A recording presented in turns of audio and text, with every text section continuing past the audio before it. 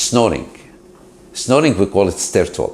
Stertor, it means you produce sound when you are asleep. This sound could be highly audible to yourself and to your family sleeping with you. It could be really bad. It could affect the quality of your life. It could come with obstructive sleep apnea, so you don't take enough oxygen while you are asleep. Do not ignore it. We have objective and subjective measurement for it. We can assess your snoring and help in suppressing it. And that will help your quality of life, your daily activity, and helps your sleep as well. It has social effect. That's where we are here for. This is Dr. Juratli. Your health is important to us.